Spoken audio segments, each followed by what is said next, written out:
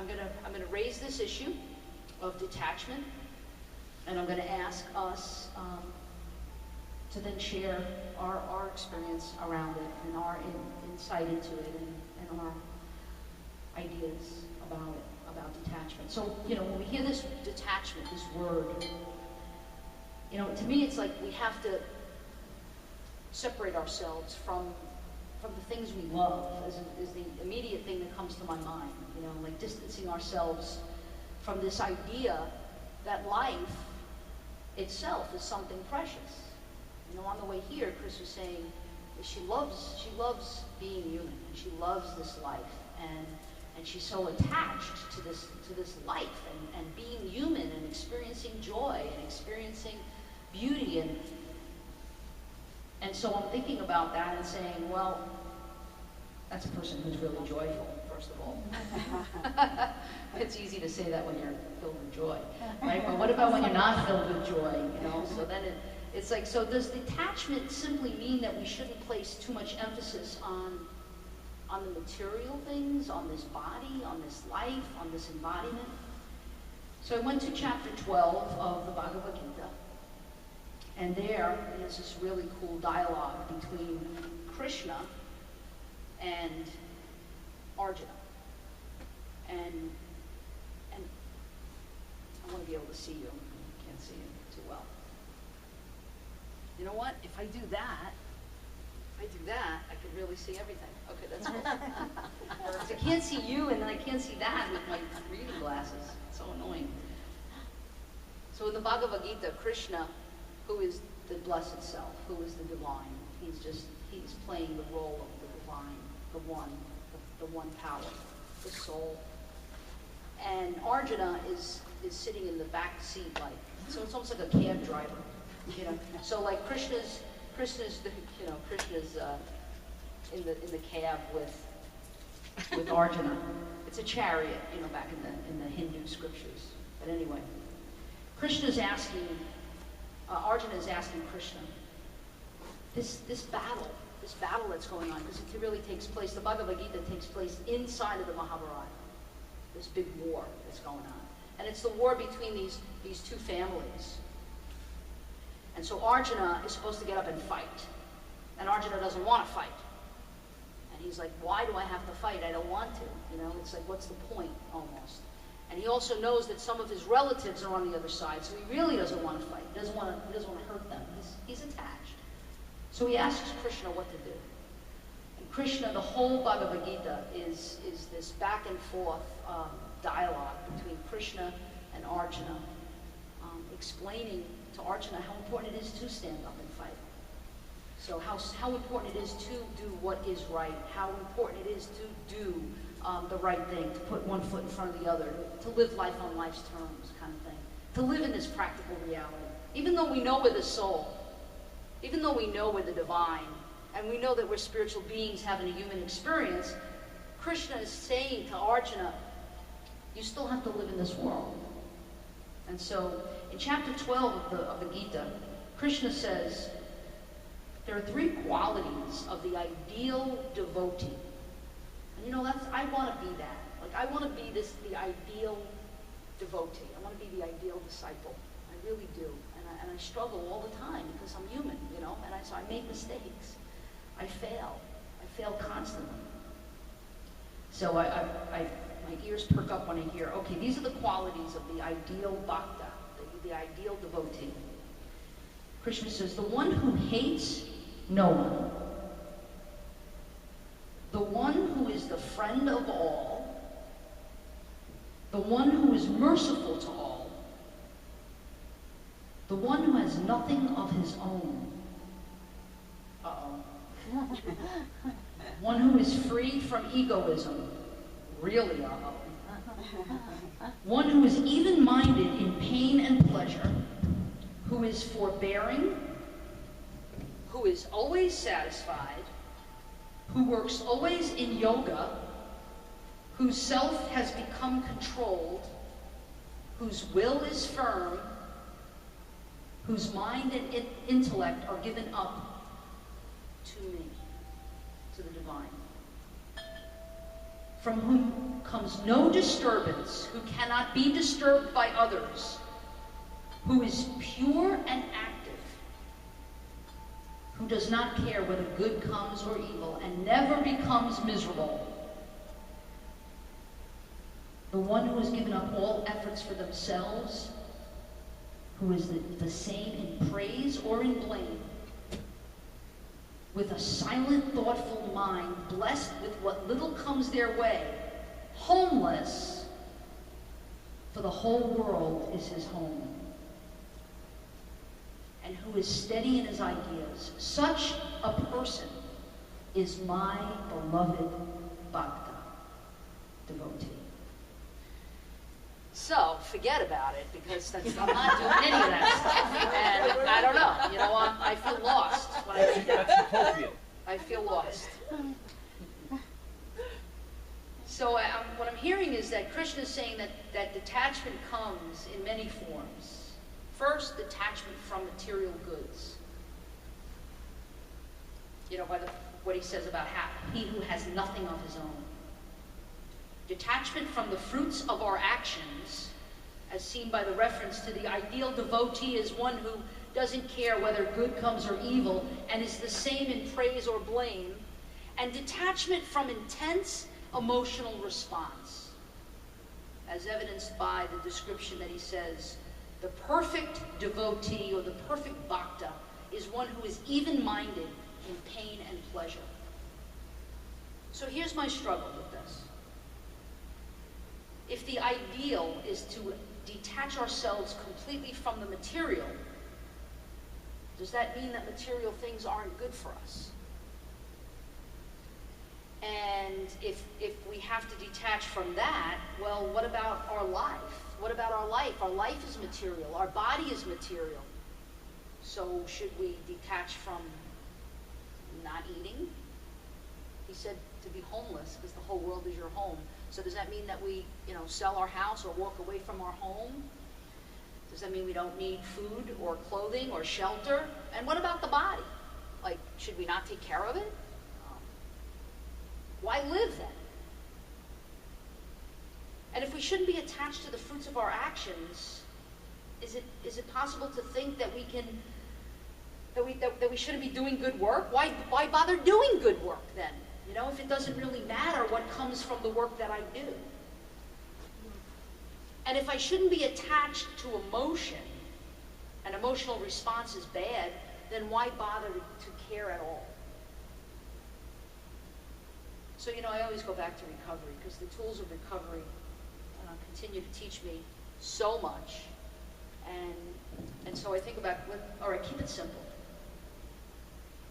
Instead of running away from these things, like instead of running away from the material things, instead of running away from attachment to outcome, instead of running away from this life and trying to detach from it, what if we ran towards the divine in all things? And so that we weren't attached to the outer layer of it. We weren't attached to the personality of it. My dog, our dog, Shanti. She's the cutest thing you ever want to see in the whole world. She's just the cutest thing. And in the morning, the first thing she does is just lick your face right off your body. I mean, she just is amazing. Yep. Pure joy. It's pure joy. And so to not be attached to her is a struggle. But what if, instead of being detached from her, instead I was attached to the divine in her? Because the divine is in her, of her, around her, permeates her. And she's just an example. This beautiful sound of a beautiful gong that I know Chris is dying to ring right now. No, I'm wishing my chime was here, because I would have dinged you on that.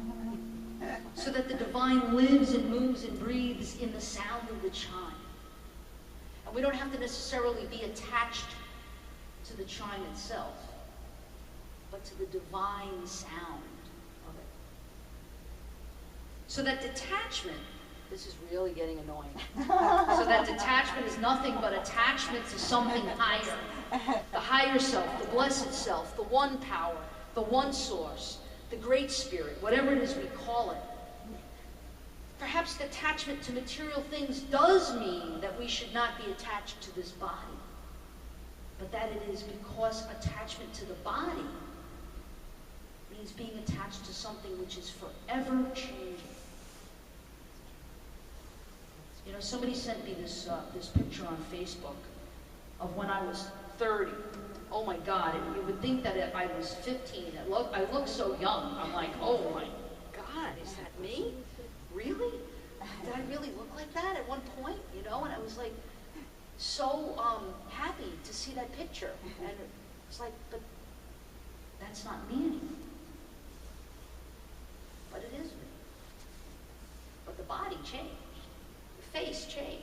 Some people would say, well, your face hasn't changed. But, you know, if you look closer at the picture, you'll sit and you look closer at me now, you'll definitely see that I've changed. My body has changed. But the essence of the I am of me hasn't changed. The essence of I am has not changed. So I think that detachment doesn't mean that we hate or discard the body or even the idea of life.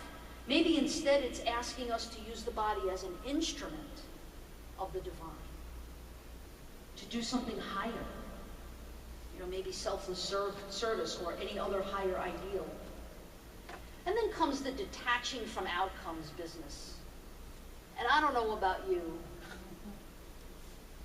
but I'm so attached to outcomes.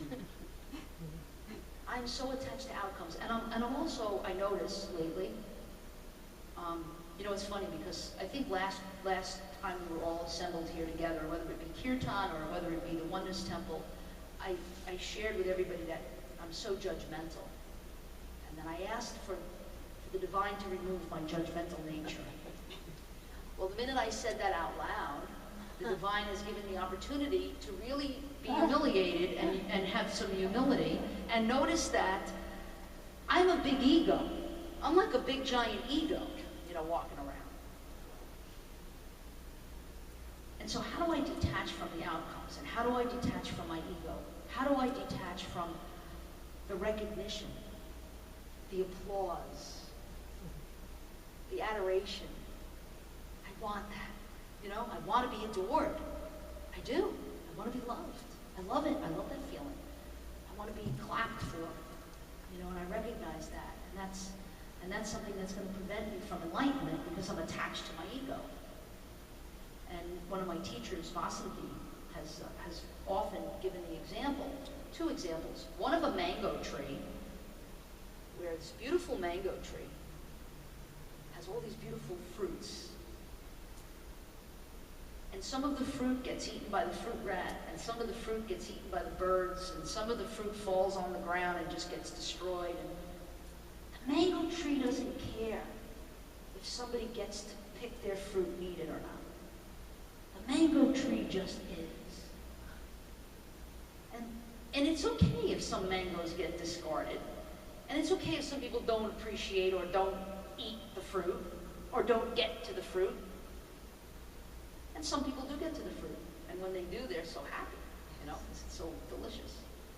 But the mango tree never stops being the mango tree.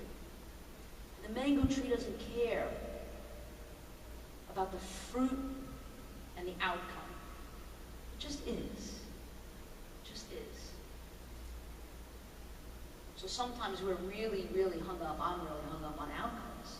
And whether or not I made this fruit, you didn't eat it, you didn't have it, you don't like it, it got destroyed. To be the mango tree. To be the mango tree is the goal, and that's pure detachment. Pure detachment. And the other example Vasanthi gives me is about the sun. That the sun rises and sets. And in the morning when the sun rises, first light, nobody claps. And the sun doesn't care if it's being clapped for or not. It just is the sun. Except if you're in Key West, when the sun sets, people clap. That's true. But at the end of the day, in this practical reality, in this body right now, in our lives, I feel like, how can we afford not to care? This sounds almost like apathy, like depression. I mean, I used to be in this place 5.5 years ago, maybe even sooner than that. You know, now I wake up in the morning and I open my eyes and I say, I'm so grateful for my life. But that was not my story. That was not my story 5 years ago, 5.5 years ago. It wasn't my story maybe 3.5 years ago or 4 years ago. I'd wake up in the morning and I would be so unhappy that I was still alive. That's how depressed I was. That's how apathetic I felt. So is that what they're talking about in terms of detachment? Do they want me to go back there? Because I don't want to go back there. I like where I am today, where I'm happy to be alive.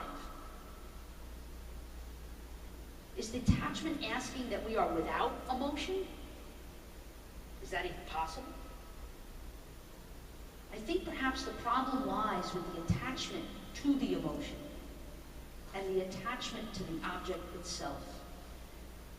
So that the trick, I think, is in recognizing what I said earlier about the divine in the object and the divine in the emotion. So when I see that beautiful red cardinal that sometimes comes to visit, and I'm filled with such joy to observe this amazing being, it's the recognition that the joy is coming from the divine. The joy is not coming from the cardinal. It's coming from the divine. Not the illusion of the cardinal. Not even the human emotion of joy. It's deeper than that.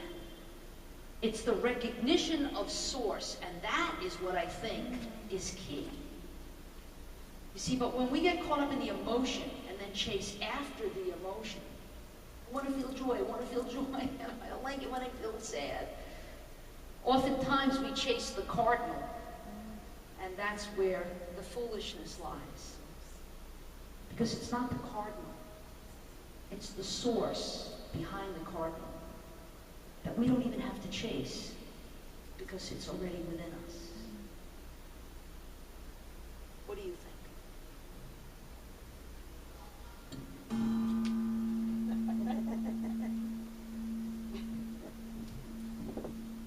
Now this is a small, intimate group, so everybody can get a chance to share. What do you think? What's your thoughts on this? Help me. I'm struggling. I'm telling you, I'm struggling. Help me out.